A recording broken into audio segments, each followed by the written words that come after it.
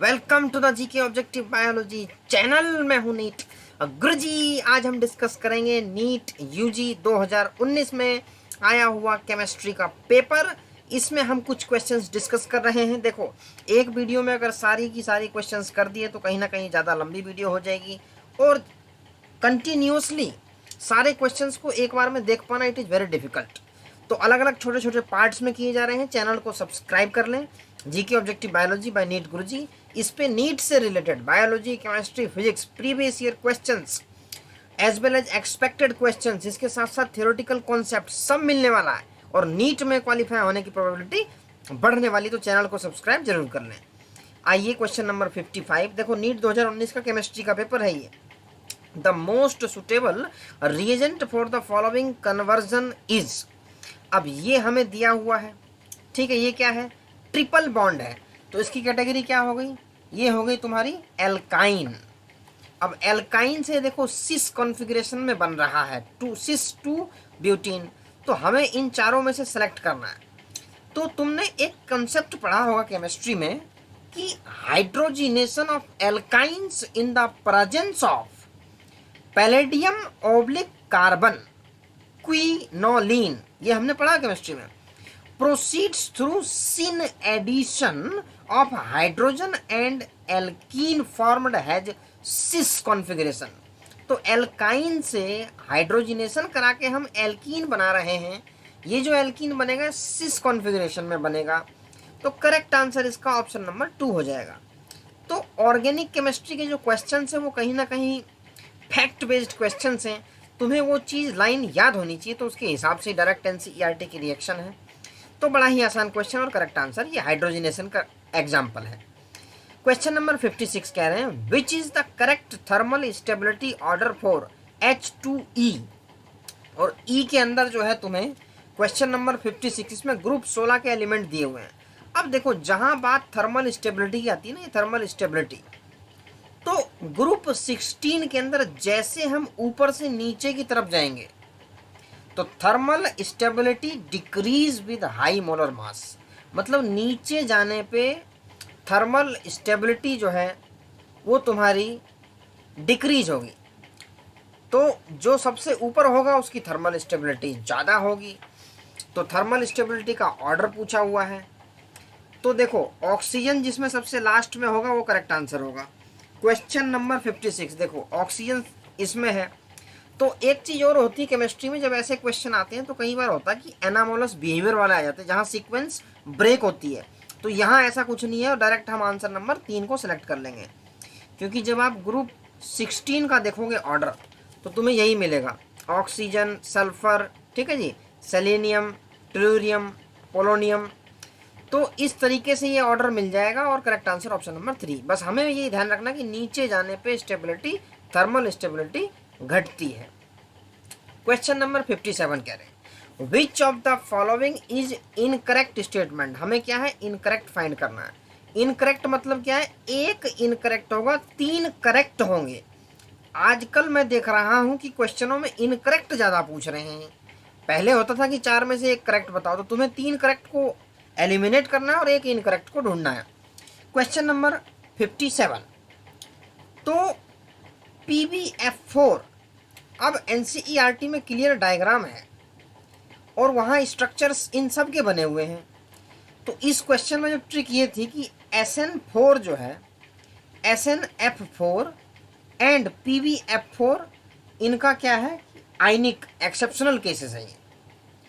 तो इसमें correct answer हो जाएगा इज कोवलेंट इन नेचर। ये कोवलेंट नहीं होता, PbF4 जो है कोवलेंट नेचर का नहीं है, ये भी आयनिक होता है। SNF4 और PbF4 ये दोनों आयनिक नेचर के हैं और एक्सेप्शनल केस से एक क्वेश्चन आया हुआ है। तो करेक्ट आंसर आपका ऑप्शन नंबर 1 हो जाएगा।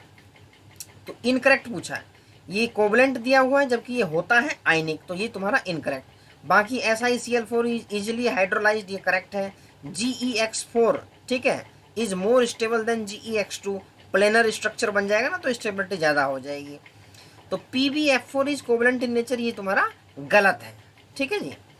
तो क्वेश्चन नंबर 57, अच्छा 58 ये कह रहे हैं मैच द फॉलोइंग। हमें क्या कराना भाई? इसमें मैच कराना है।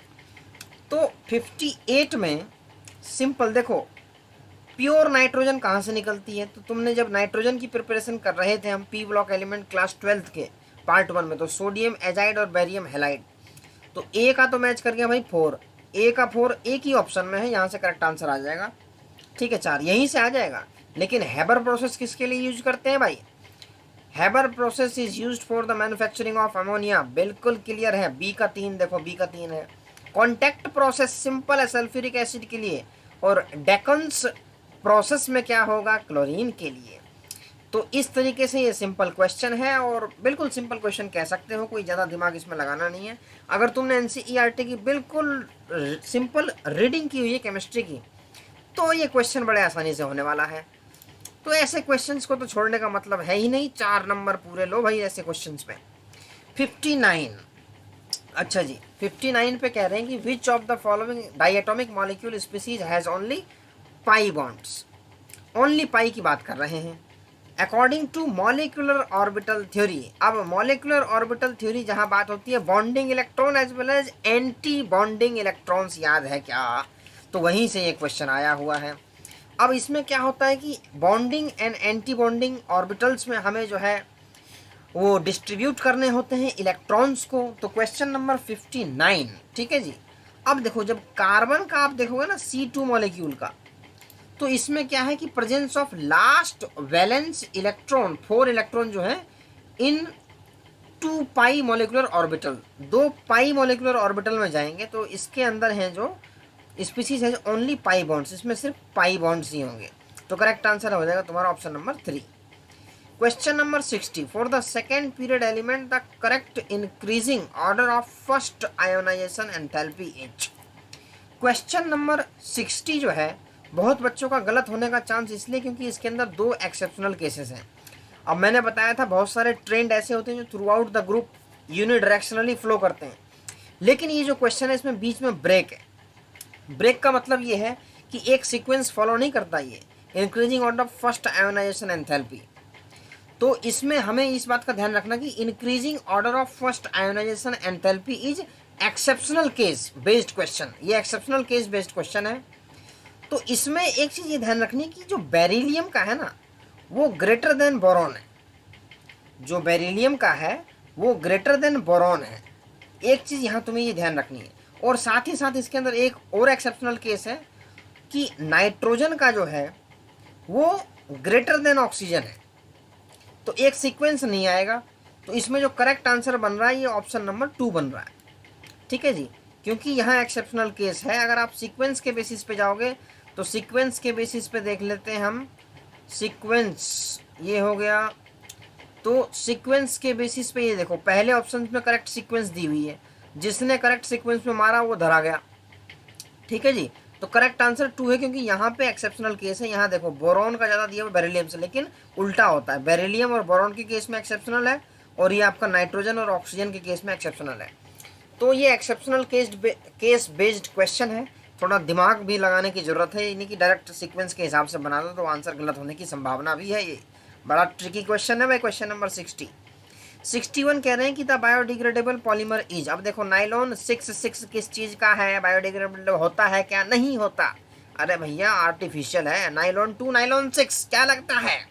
क्वेश्चन नंबर 61, जी हाँ नाइलॉन 2 नाइलॉन 6 बिल्कुल बायोडिग्रेडेबल है। एनसीईआरटी में क्लियर लाइन लिखी हुई है ये बायोडिग्रेडेबल है।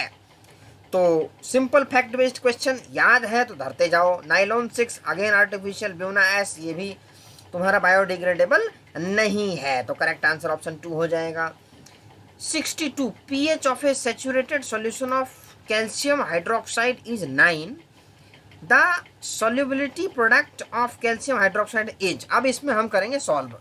इसमें भाई थ्योरेटिकल एक्सप्लेनेशन से क्वेश्चन होने वाला है नहीं, हवा में केमिस्ट्री के न्यूमेरिकल्स होते नहीं है। तो अब हमें इसको सॉल्व करके देखना भैया। ये क्वेश्चन थोड़ा सा लेंथी जरूर है लेकिन हम इसको समझेंगे कि कैसे करेंगे। तो हम आ जाते हैं डैशबोर्ड पे, ये आगे भैया डैशबोर्ड पे। अब देखो सबसे पहले तो बना लो इक्वेशन। ये बना दे तुमने कैल्शियम, ठीक है जी, कैल्शियम बना दे तुमने। ये है तुम्हारा OH2, यहाँ OH लगा दो, OH, ठीक है जी, इसमें लगा दो 2। अब जब इसका कराएंगे इक्विलिब्रियम स्टेट में जो बनाते हैं ना सॉल्युबिलिटी प्रोडक्ट के लिए इक्वेशन, तो हमें यहाँ पे बनानी है इक्वेशन। यहाँ से क्या निकलेगा भाई, कैल्शियम 2+, ठीक है जी, कैल्शियम 2+, और प्लस में क्या निकल जाएगा, 2OH-। तो इस तरीके से हम इसको कर लेंगे बैलेंस, ठीक है जी, 2OH-।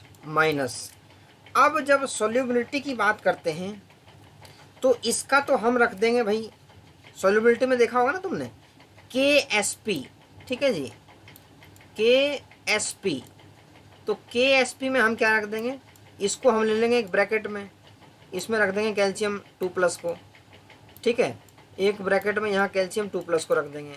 तो सिंपल सी देखते जाएंगे हम कैसे करना है क्वेश्चंस को। यहाँ क्या रख देंगे भाई, यहाँ हो जाएगा OH माइनस उसका चले जाएगा होल स्क्वायर, ठीक है। ये सॉल्युबिलिटी प्रोडक्ट की जनरल जो तुम्हारी बनती है इक्वेशन, उसी के हिसाब से हम बना रहे हैं, यहाँ स्क्वायर लग जाएगा। अब हम क्या करते हैं कि इसका तो S हो जाएगा, इसका हो जाएगा S, इसका क्या हो जाएगा भाई, इसका हो जाएगा 2S, और साथ ही साथ उसका स्क्वायर, इसका स्क्वायर भी करेंगे। तो फाइनल तुम्हारा 2 दूनी 4, ठीक है, 4S3। तो फाइनल तुम्हारा क्या आ रहा है, 4, ये S है, S3। तो यहाँ तक तो बहुत सिंपल है, बड़े आसानी समझ में आ रहा है। अच्छा, अब देखो तुम्हें क्वेश्चन में क्या दिया हुआ है, एक बार फिर से आ जाओ क्वेश्चन पे। 9 दिया हुआ भाई, पीएच दिया हुआ है 9। अब पीएच प्लस POH कितना होता है, पीएच प्लस POH, ठीक है जी, यही कर लेते हैं, पीएच, ठीक है जी, प्लस POH, ये कितना होता है, ये तो फिक्स्ड है, 14 होती है। अब पीएच तुम्हें दिया हुआ है 9, पीएच की वैल्यू मेंशन है भाई क्वेश्चन के अंदर 9, तो POH कितना हो जाएगा, 14 - 9, ठीक है, POH हो जाएगा 14 - 9 इज इक्वल टू 5। सिंपल है, यहाँ भी, यहाँ तक तो बिल्कुल समझ में आ रहा है कि POH की वैल्यू हमारे पास आ गई 5। अब हम आगे कैसे प्रोसीड करेंगे, तो तुमने एक फार्मूला सुना होगा, pH is equal to minus log of H। तो POH में भी तो ये फार्मूला अप्लाई होगा ना, POH में भी ये फार्मूला अप्लाई होगा, POH is equal to minus log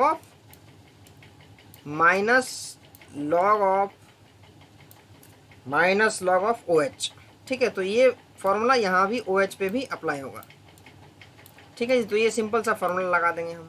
अब इसमें क्या करना है हमको कि OH की जो कंसंट्रेशन है वो हम डाल देंगे। तो OH कितनी है भाई तुम्हारी, 5। तो POH की वैल्यू कितनी भाई, 5 है, ये माइनस लॉग है। जब माइनस लॉग तुम्हारा आएगा इधर तो कन्वर्ट हो जाएगा एंटी लॉग में, ठीक है जी, लॉग है इधर आके एंटी लॉग में कन्वर्ट हो जाएगा। तो फाइनली जब तुम करोगे तो तुम्हारा जो आएगा ये OH तुम्हारा आएगा, OH इज इक्वल टू 10⁻⁻5 आ जाएगा, 10⁻⁻5, ठीक है जी, 10⁻⁻5 OH की ये जो वैल्यू यहाँ से आ रही है OH की 10⁻⁻5, ठीक है। यहाँ तक समझ में आ गया। लॉग इधर है भैया, उधर जाके एंटी लॉग हो जाएगा, माइनस की वैल्यू ऊपर चले जाती है 10 की पावर में जब एंटी लॉग करते हैं। तो सिंपल सा है। अब OH का अगर हम कंसंट्रेशन देखें तो OH के इक्वल हमने क्या लिया था, OH को हमने यहाँ पे, ये देखो OH के लिए क्या माना था, 2S, ठीक है, 2S माना था ना, 2S जो इसकी सॉल्युबिलिटी थी वो 2S थी, ठीक है जी। तो ये 2S है, तो हमें क्या निकालना, S is equal to OH, ठीक है, OH डिवाइडेड बाई 2। ये यहाँ से S की वैल्यू निकालनी है ना हमको, OH की वैल्यू। तो S की वैल्यू क्या आ जाएगी, OH ये वाला 2 आ जाएगा इसके नीचे, ठीक है जी, इसके नीचे आ जाएगा, S की वैल्यू आ गई, S is equal to OH/2। अच्छा, OH कितना है अभी हमने निकाला है, अगले डैशबोर्ड पे आ जाइए, ये इधर आ जाइए। तो OH, ठीक है जी, OH की कितनी थी वैल्यू, ओ एच की वैल्यू तुमने रखी थी 10⁻⁻⁵, ठीक है। यहाँ से हो जाएगी तुम्हारी ये जो वैल्यू हमने रखी थी, और नीचे तुम्हारा निकालना s, तो s इज इक्वल टू 10⁻⁻⁵, ठीक है, डिवाइड बाय 2, ठीक है जी, इतना क्लियर है। अच्छा, तो अब देखो हमारी जो इक्वेशन बनी थी वो क्या बनी थी, के एस पी, याद है, के एस पी जो बनी थी वो बनी थी 4s की क्यूब। यहाँ क्या है, s की वैल्यू है, ये s की वैल्यू हम ये आ गई हमारे पास, तो यहाँ हो गया 4, ठीक है, ये लगा देंगे ब्रैकेट, 10⁻⁻⁵ है, ठीक है, डिवाइडेड बाय 2, इसका कर देंगे क्यूब। जब इसका क्यूब कर दोगे तो ये 4 तो ऐसे ही रह जाएगा, इनटू ये 10⁻⁻ हो जाएगा -15, ठीक है जी, -15, और बटे में कितना आ जाएगा, 2 दूनी 4 दूनी 8 आ जाएगा, ये 4 एकम 4 और 4 दूनी 8, मतलब 0.5 इंटू 10⁻⁻⁻15, ठीक है, ये आ गया हमारा 0.5 इंटू 10⁻⁻15। तो अब हम देखें किसी आंसर में क्या हमारा ये दिया हुआ है, 0.5 इंटू 10⁻⁻15, हाँ जी, ऑप्शन नंबर 1 में ही दिया हुआ है। तो इस तरीके से हमें ये क्वेश्चन को सॉल्व करना है। तो एक बार पीछे भी देख लो, ठीक है, ये इक्वेशन बना ली, यहाँ तक तुम्हें समझ में आ गया। s, ये 2s डाल दिया, ये इसके स्क्वायर में भी चले जाता है, pH प्लस POH 14 होता है, POH की वैल्यू हो जाएगी यहाँ से 5, ठीक है, वो माइनस हो जाएगी ना, pH 9 दिया हुआ है तो 9 इधर आके इसमें से -9 हो जाएगा, तो -9 जब होगा तो तुम्हारा 5 आ जाएगा। और यहाँ से हमने देखा कि POH is equal to minus log of OH, ठीक है, तो POH हमारे पास 5 है, ये लॉग इधर है तो इधर आके हो जाएगा एंटी लॉग में कन्वर्ट, तो हमारे पास OH की वैल्यू 10⁻⁻5 आ जाएगी। तो OH is equal to 2s, ये देखिए 2s, ठीक है, OH is equal to 2s, तो s की वैल्यू क्या आ जाएगी, OH बटे 2, तो OH की वैल्यू कितनी है 10⁻⁻5 डिवाइडेड बाई 2, फिर KSP के लिए था 4s3, यहाँ बनाई थी ना हमने इक्वेशन 4s3, ये वाली 4s3, ठीक है जी, 4s3, इसमें वैल्यू पुट कर दोगे आंसर आ जाएगा 0.5 इंटू 10⁻⁻15। तो ये क्वेश्चन थोड़ा सा लेंदी था, लेकिन अगर तुम्हें बहुत फास्ट करने की आदत है तो बहुत ज़्यादा जल्दी हो जाएगा ये क्वेश्चन, ज़्यादा टाइम नहीं लगेगा। और शॉर्टकट्स भी इसके लिए अपना सकते हैं, फटाक से बिना इक्वेशन फिक्वेशन बनाए, वो तो एक्सप्लेनेशन के लिए था, तो इसलिए थोड़ा सा लंबा समय लग गया। 63 पे आइए, if the rate constant for a first order reaction is के, इसमें भी देखो सॉल्व करना पड़ेगा कि भाई रेट कांस्टेंट फर्स्ट ऑर्डर का k है, that time t required for the completion of 99% of the reaction is given by. अब कितना टाइम लगेगा कि 99% रिएक्शन हो जाए कंप्लीट। क्वेश्चन नंबर 63 के लिए हमें लगानी पड़ेगी इक्वेशन। तो आइए डैशबोर्ड पे चलते हैं, ये चल गए डैशबोर्ड पे। तो रिएक्शन कौन से ऑर्डर की भाई, फर्स्ट ऑर्डर रिएक्शन। सबसे पहले तो हमें ये देखना 0 ऑर्डर है, फर्स्ट ऑर्डर है, सेकंड ऑर्डर है, क्या है, कौन सी ऑर्डर है, उसके हिसाब से तो इक्वेशन लगाओगे, हवा में नहीं होंगे क्वेश्चन, सॉल्व करने पड़ते हैं। तो फर्स्ट ऑर्डर रिएक्शन है तो टी का याद है क्या equation, T is equal to क्या होता है 2.303। भाई बहुत सिंपल है, बस वही है कि नीट में थोड़ी तैयारी थोड़ी सी डाउन रह जाती, इसलिए रह जाती क्योंकि रेगुलर नहीं पढ़ते हैं। रेगुलर पढ़ोगे तो फिजिक्स क्या चीज़ है और केमिस्ट्री क्या चीज़ है उखाड़ के फेंक दोगे, नीट में यूँ सिलेक्शन हो जाएगा हवा में, कहोगे गुरुजी रैंक तो बहुत बढ़िया आ गई। एक ही चीज़ कह रहा हूँ कि रेगुलर पढ़ो, रेगुलर पढ़ोगे ऐसी रैंक आएगी कि भैया देखने वाले देखते रह जाएंगे, कहेंगे तेरा भी हो गया क्या सिलेक्शन। तो के होता है इसके बटे में, ठीक है जी, 2.303 डिवाइडेड बाय के, लॉग ऑफ क्या हो जाएगा ए बटे ए माइनस एक्स। ए क्या है इनिशियल कंसंट्रेशन, एक्स क्या है फाइनल कंसंट्रेशन। ये पूरी इक्वेशन है फर्स्ट ऑर्डर रिएक्शन के लिए। तो ए की वैल्यू क्या दी हुई है 100, ठीक है, अरे भैया ए इनिशियल तो 100 थी ना, और एक्स कितनी दी हुई है 99। ठीक है जी। तो अब हम यहाँ जब वैल्यूज़ को कर देंगे पुट, तो तुम्हारा क्या आ जाएगा, ये हो गया। ठीक है जी, 2.303। ठीक है, 2.303 डिवाइडेड बाई के। अब यहाँ करनी है हमको वैल्यू पुट, ये कर दिया लॉग। ठीक है जी, a इज इक्वल टू क्या है, 100 है। शुरुआत में तो 100 ही होगी, और नीचे क्या हो जाएगा देखो, a इज इक्वल टू 100, ये 99, तो 100 minus 99 1। Log of 100, log of 100। इस 100 को मैं 10 रेज़ टू द पावर 2 भी लिख सकता हूँ क्या, 100 को मैं दूसरे फॉर्म में 10 रेज़ टू द पावर 2 लिख सकता हूँ क्या, हाँ जी लिख सकता हूँ। तो जब लिख सकता हूँ तो लिखो इसको, 2.303 2.303 2.303 डिवाइडेड बाई के। ठीक है जी, के हो गया। अब log 10 raise to the power 2 जब इसको हम करेंगे तो क्या हो जाएगा, 2, ये वैल्यू आ जाएगी इधर। log सिंपल लॉगरिथमिक कैलकुलेशन आनी चाहिए भाई, 10 log 10 कितना होता है 1, तो ये वैल्यू हो जाएगी तुम्हारी 1। log of 10 is equal to 1, simple सी है, ध्यान रखना। कभी भी log दे दिया तो उसको 10 की फॉर्म में ले आओ, 10 के मल्टीप्लाइंग फॉर्म में, तो तुम्हें log टेबल देखने की जरूरत नहीं, सीधा हमने यहीं से इसको कर दिया, इसीलिए 100 को 10 टू पावर 2 में ले गए। कोई भी संख्या उसको पावर में ले जाओ, बड़ा आसान हो जाएगा log देखना। तो यहाँ से 2 आ गया, जब 2 इससे मल्टीप्लाई होगा तो कितना हो जाएगा, 2 दूनी 4, 0.606 डिवाइड बाई के। तो इस क्वेश्चन में मुझे कहीं कोई डिफ़िकल्टी नहीं लगी। अगर आपको सिंपल बेसिक कॉन्सेप्ट पता है तो आप सॉल्व कर सकते हो।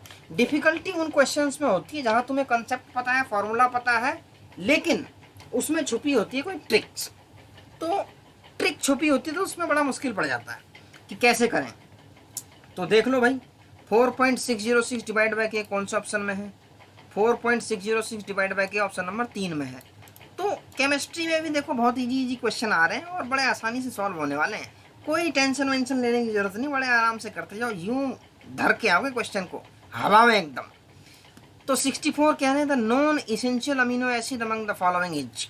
देखो ये तो याद करने वाला है, इसेंशियल अमीनो एसिड्स की लिस्ट तुम्हें ध्यान होनी चाहिए, नॉन इसेंशियल की तुम्हें ध्यान होनी चाहिए। एक कैटेगरी और होती है अमीनो एसिड की जो कि 11th-12th में पढ़ाया नहीं जाता, that is free amino acids.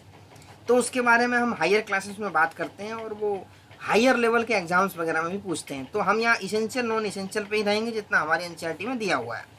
तो जब हम अगर याद करें तो एलानिन जो है ना वो नॉन इसेंशियल अमीनो एसिड है। एलानिन क्या है, नॉन इसेंशियल। नॉन इसेंशियल का मतलब होता है कि हमें जो है डाइट के थ्रू लेने की जरूरत नहीं, इसेंशियल वालों को तो हमें लेना पड़ता है, नहीं तो फिर जिंदा कैसे रहोगे भाई। तो ये जो है इसेंशियल वाले वो बॉडी सिंथेसाइज नहीं कर पाती और नॉन इसेंशियल कहीं ना कहीं हमारे बॉडी में सिंथेसिस होती है। तो हमने 64 तक इसमें किया है इस पार्ट में, इस वीडियो में। तो आगे के क्वेश्चंस हम आगे वाली वीडियो में लगाएंगे क्योंकि ज़्यादा लंबी हो जाएगी तब भी देखी नहीं जाएगी। तो चैनल को ज़रूर सब्सक्राइब कर लें, नीट में बहुत ज़्यादा हेल्पफुल होने वाली है ये, नीट स्टूडेंट के लिए स्पेसिफिक इस चैनल पे कंटेंट है।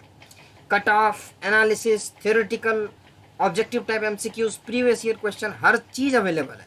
तो चैनल को करो सब्सक्राइब, वीडियोस देखो, एनसीईआरटी पढ़ो और जो भी आपका कोचिंग का स्टडी मटेरियल है वो करो। नीट में सिलेक्शन कोई नहीं काट सकता, गारंटी से कह रहा हूँ।